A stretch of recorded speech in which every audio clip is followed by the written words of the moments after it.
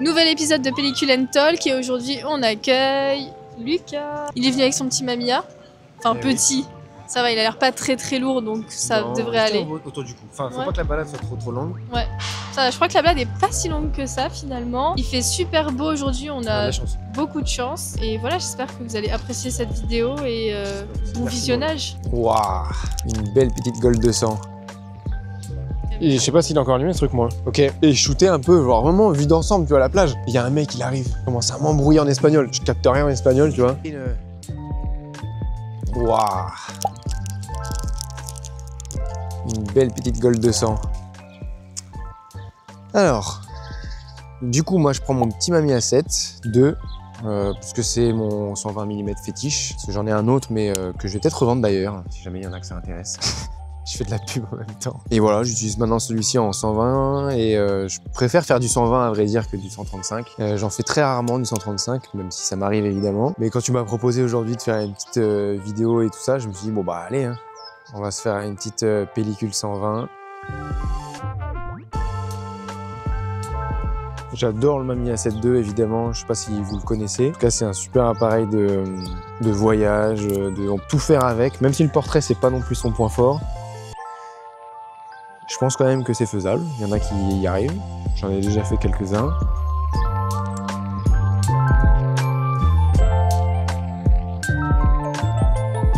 Bah il rentre pas le truc.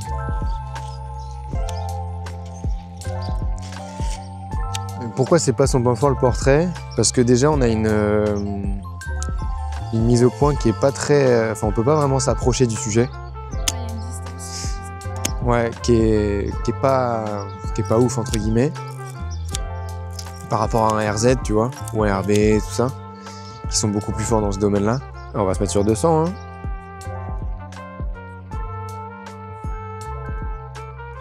Ben là déjà c'est sur un télémétrique en plus. Moi je sais que je préfère la visée télémétrique parce qu'en plus je m'en suis habitué, mais c'est vrai que pour le portrait c'est moins pratique et moins facile en plus, parce que suffit que le sujet bouge, etc. On sait que télémétrique c'est pas évident, mais bon. Au moins tu peux jouer avec l'hyperfocale, c'est quand même intéressant. Et puis voilà. Mais par contre en paysage, c'est le feu. Bah, toutes mes photos de... Attends, je suis parti en Tanzanie en quelle année moi? 2023. Ouais, toutes mes photos de Tanzanie c'est avec ça.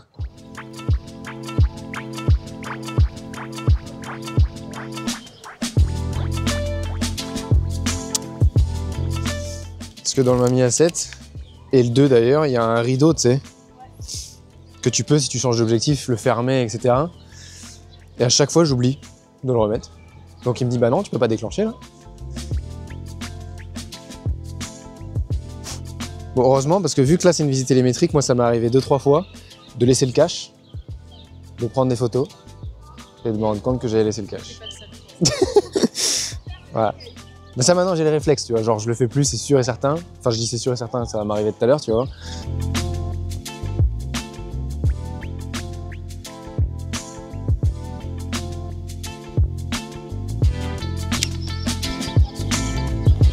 On va descendre.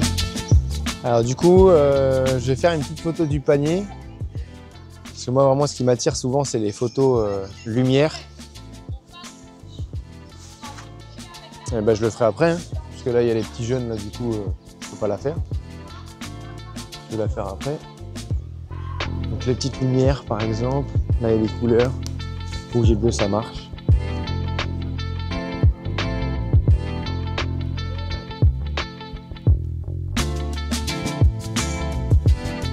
Mais là, je pense que 65 mm par exemple, ça aurait été mieux.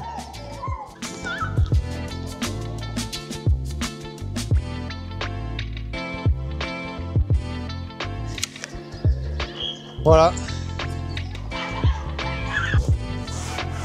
Alors, je m'appelle Lucas, j'habite à Paris, dans le 19e, enfin nord du 10e. J'ai 30 ans et je fais de la photo depuis un certain temps. Depuis ouais, une dizaine d'années on va dire, mais professionnellement parlant, 4 ans. J'aime beaucoup la photo de voyage, un peu de documentation journalistique de voyage. montrer là où je vais, mais surtout les locaux, comment ils vivent et tout ça. Presque de la street photo, même si je suis pas très à l'aise avec cette discipline. J'adore le portrait, parce que j'aime bien échanger avec les gens. En fait, c'est plus l'échange avec les gens qui me plaît plus que la photo, finalement, j'ai l'impression. Et après, la photo de sport, parce que j'ai commencé la photo par le skate. Je me suis dit, bah tiens, on va essayer d'autres trucs, et puis d'autres trucs. Et puis une rencontre t'amène à essayer une autre pratique photo. Voilà. Que dire de plus? Alors formation, j'ai zéro formation en photo. J'ai fait une école moi à la base de design produit parce que je voulais dessiner des baskets moi toute la journée. C'était ma passion. Et finalement je me suis vite rendu compte que c'était trop dur. Enfin que j'étais nul entre guillemets par rapport à l'élite de ma classe. Et finalement après j'ai trouvé un job étudiant pour payer ces fameuses études qui étaient une fortune. Je me dis bah tiens ce job-là étudiant me plaît bien donc j'ai travaillé pendant 10 ans dans cette entreprise. Je l'ai quitté cette année pour me lancer enfin dans mon projet pro photographe. Donc faire ça à plein temps, tout le temps.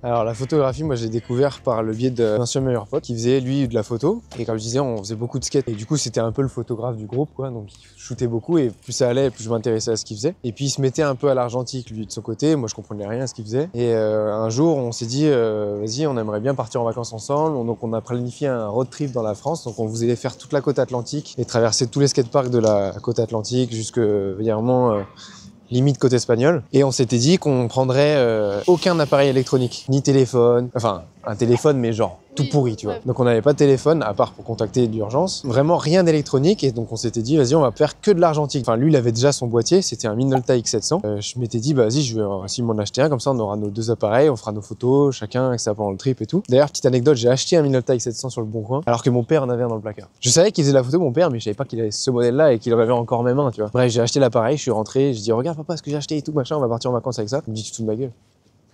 Il est monté dans la chambre.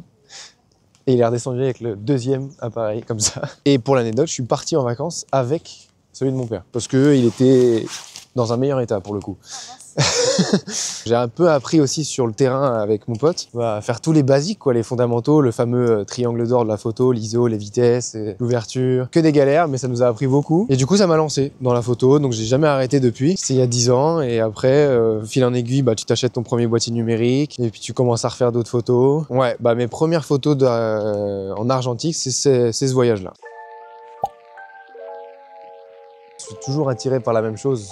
Quel que soit le sujet finalement. Moi c'est souvent les ombres et les lumières et mine de rien la couleur. Malheureusement, et ça c'est aussi un peu le paradoxe, c'est que je suis toujours attiré par ce qui est golden hour plutôt qu'une autre. Donc c'est peut-être pour ça que tu vois une espèce d'uniformité parce que peu importe ce que je shoot toujours plus ou moins avec la même lumière ou je cherche toujours une lumière douce. Même si c'est entre midi et 2 où c'est le soleil au zénith, bah, j'ai trouvé un moyen de la diffuser ou de ramener un diffuseur ou de jouer avec une fenêtre ou de... Pas que ça soit une lumière trop incisive. J'adore les lumières vives, mais pas en photo, tu vois. Donc je cherche toujours un truc doux, une couleur pastel. Une grande inspiration, je pense, c'est les films. Hein. Moi, quand je regarde un film, je mets des arrêts sur image pour faire des captures d'écran. Essayer de refaire des scènes de photos, essayer de capter un peu les lumières. Enfin, ça va dans les deux sens. On s'inspire de la photo, on s'inspire du cinéma. Comme si mes photos, en fait, ça pouvait être une image d'un film, quoi, en gros. Et ça, j'adore. Enfin, si jamais je peux le faire, c'est mieux.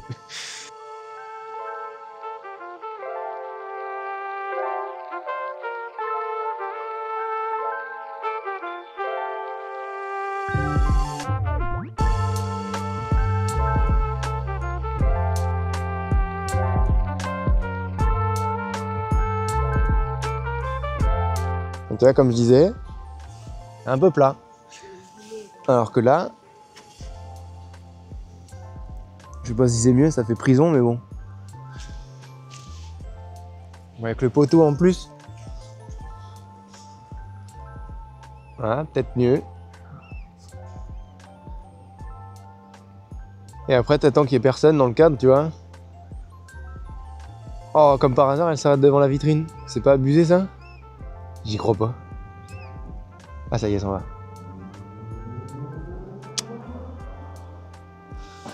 J'ai failli déclencher avec la tête du monsieur en plein dans le cadre. C'était pas le but, non. J'aime bien, moi, prendre toujours deux photos du même truc avec deux points de vue différents. Donc là, j'en ai pris une d'ici. J'aimerais bien en prendre une plus près, tu vois.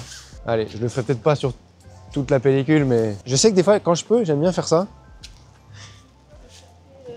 Bah, c'est que j'aime bien présenter une scène de façon différente.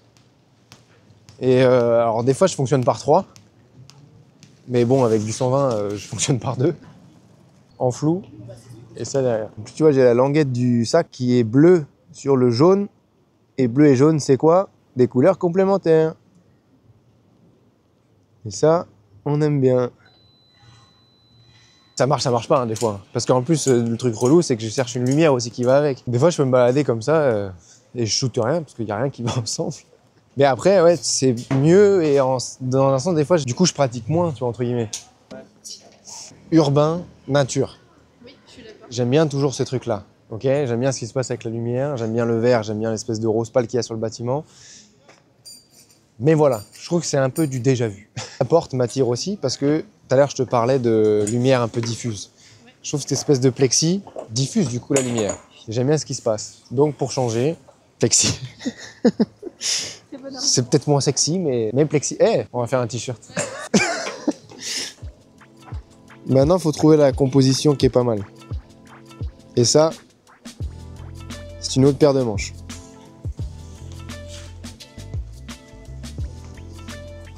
On se la joue où il aime. Pour ceux qui connaissent le photographe de YouTube, là, où on se met dans l'ombre.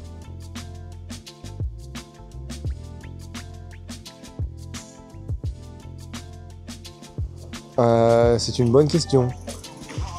Je dirais un peu les deux. Hein. Parce que tu vois, là, comme quoi, j'ai vu une lumière, c'est spontané. Mais en même temps, je peux me prendre la tête pendant une demi-heure sur le spot pour avoir la bonne compo, quoi. Et là, j'y arrive pas, ça me fait chier, tu vois.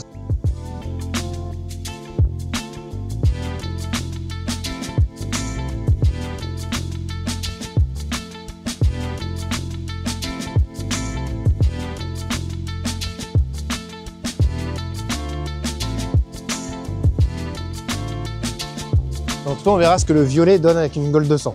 À la Gold 200, c'était en Tanzanie, parce qu'en Tanzanie, je suis parti avec une Gold 200. Et j'ai fait une petite série de photos au bord de la plage. Je suis pas street photo, moi, à la base, hein, mais ça peut être sympa.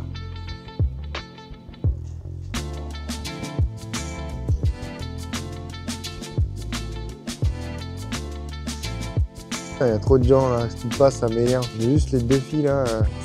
Bon, faudra les recadrer, parce que j'ai pas envie de m'approcher trop. Un peu la honte. Tu vois pourquoi je fais pas street photo? Ah, je suis trop gêné, moi. Ou alors je prends les gens de dos, et du coup, c'est pas ouf. Ah, moi, je suis pas à l'aise comme tous ces gens là qui font de la street, là, J'adore vraiment les photos street, photos et tout ça. Vraiment, les regarder, ça me gêne pas du tout, parce que j'adore, je suis fan du travail de certains. Mais par contre, moi, le faire, j'en suis incapable. Je suis trop gêné. Je sais qu'une fois, j'avais fait des photos comme ça à la plage, essayer de shooter un peu à la plage, c'était où? Je sais plus, à Majorque, je crois, avec ma femme et tout. Et shooter un peu, genre vraiment vue d'ensemble, tu vois, à la plage. Il y a un mec, il arrive, il commence à m'embrouiller en espagnol. Je capte rien en espagnol, tu vois. Je parle un peu anglais, mais pas ouf. Mais l'espagnol, vraiment que dalle. Et le mec, il commence à m'embrouiller et tout. Et il me dit, ouais, je comprends un peu, genre, vous prenez pas les photos de mes enfants, prenez pas les photos de mes enfants et tout ça. Et je dis, non, mais monsieur, je prends pas les photos des enfants, ni de personne, en fait. Je prends juste la plage. Au loin, tu vois, genre on voit des gens, mais je prends pas les gens particulièrement. Et il commence à m'embrouiller en me disant supprimez les photos et tout machin. Et genre vraiment, je prends le temps de lui montrer les photos. J'ai de la chance, j'étais au numérique. Je lui montre les photos et tout. Je voyais en plus, et je m'amusais en plus à faire des trucs avec des flous de mouvement, tu sais, avec la vitesse, etc. Et genre vraiment, il m'avait sauté dessus en mode. Et je pense que limite de rien, cette scène-là, moi, m'avait un peu trauma en mode la street photo. Je crois que c'est pas pour moi. Tu sais, en fait, j'ai pas. Comme certains peuvent avoir, où moi je connais bien Thierry, je sais pas si tu vois qui c'est, le petit gars noir sur Insta. J'avais fait une fois une session avec lui, il est impressionnant d'ailleurs quand il shoot. Hein. Et contrairement à lui, je sais que j'ai pas les arguments derrière pour me justifier de ce que je suis en train de faire, tu vois. Donc je préfère ne pas le faire. Moi je suis pas trop un mec reflet, moi. Genre limite, tu sais, genre... Je m'assois derrière. Ouais, mais il y a le monsieur qui s'est mis à côté. En plus, elle a des petits cœurs en miroir.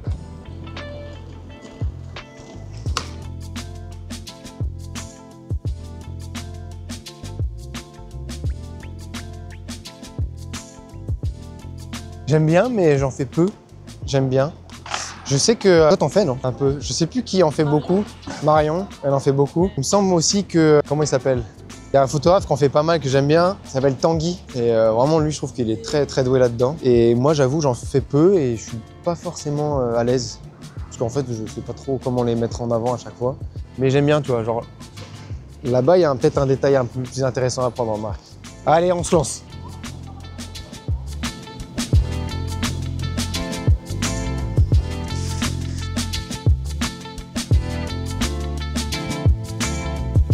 Alors comme ça, direct d'instinct, je dirais la Portra 400 parce qu'elle est versatile, je peux en faire ce que je veux, aussi bien avec une forte lumière que quand il n'y a pas forcément beaucoup de lumière. Je peux tout faire avec une Portra 400. Pas forcément utiliser la pellicule que je viens de dire. Parce qu'elle coûte très cher et que je pense que pour commencer, il y en a d'autres déjà. Ne pas chercher à avoir le meilleur appareil marché et dépenser une fortune là-dedans. Je pense qu'un petit point and shoot ou un petit réflexe pour commencer, comme moi quand j'ai commencé la photo argentique, un petit Minolta X700 ou un X500, c'est des appareils qui marchent super bien. Essayez de commencer avec des gens, se balader avec des copains, soit qui ont déjà commencé ou essayer de commencer à plusieurs. Parce que mine de rien, quand on est plusieurs, enfin moi je sais que c'est une discipline que j'aime faire à plusieurs. J'ai du mal à me balader tout seul et faire des photos. J'aime bien, comme on a fait là aujourd'hui, me balader avec quelqu'un, discuter, s'arrêter, prendre des conseils, échanger. Et mine de rien, on apprend les uns des autres. Donc je trouve que c'est cool si jamais vous pouvez le faire à plusieurs. Mon moment pub, mon Insta, Lucas Conter, tout simple. Et mon site, il n'est pas encore fait. Enfin, fini et en ligne, mais il le sera très bientôt cette année. Où dessus, je pense qu'il y aura de temps en temps une petite boutique, un zine à vendre. On en parlait tout à l'heure d'ailleurs avec Maureen, mais je pense que j'ai fait un voyage il y a quelques temps de ça en Tanzanie et je pense que je vais sortir un zine dessus. Et voilà, donc comme tu disais, si jamais vous voulez shoot, vous balader, c'est avec grand plaisir. Voilà, hein. Pas d'autre chose à ajouter.